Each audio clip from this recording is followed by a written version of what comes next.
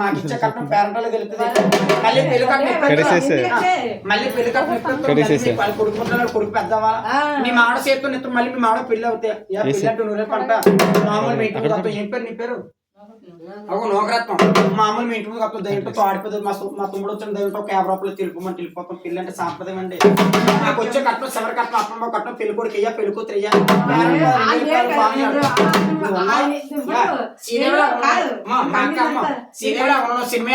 Cinema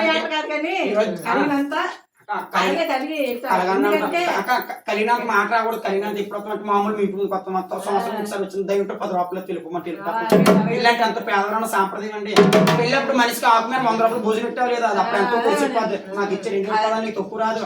అప్పుడు అది మా పిల్లలు ఇంటి గుమ్మ అంతా ఇల్లంతా కీళ్ళిపోయి దోశలు పోయిన గుమ్మ అంతా తిరిగి వచ్చేస్తావా? ఈ పిల్లదాన్ని ఇలా ఇంట్లో ఉంచుకుంటే ఎలకలు ముట్టినా పిసుకులు ముట్టినా బల్లి ముట్టినా మంచిది కాదు. ఆ పిల్లదాన్ని మాకెందుకు ఎత్తంటే పెళ్లి కొడుకు పెళ్లి కూతురు శిరకా గోరింకలా ఉండాలా, ప్యాంపోరాలా ఉండాలా, పిల్ల పాపతో సంతోషం ఉండాలా.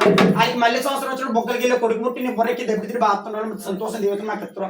అప్పుడు మా పిల్లలు ఇంటికి వచ్చి ఏది మా అక్క గారికి మా నోగరత్నం గారికి ముద్దని తెచ్చి అలాగెళ్ళి అప్పుడు అప్పున అదిగో మా నోగరత్నం గారికి ముద్దని తెచ్చి అడగండి ఎత్తుడు అని అప్పున ఇరు మా అక్కకి ముద్దని పెడతావా?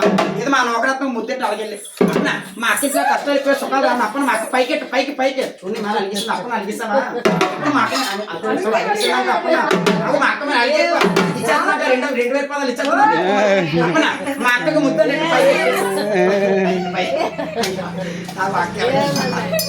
అమ్మా ఏడాది మరి పెళ్లి పాట పాడుతూ సంతోషం తీర్చాలి. ఈరోజు మా పెళ్లి కొడుకుని పెళ్లి కూతుర్ని రెండు మరి ఆ పాదాలు గడికి ఫస్ట్ రాయండి.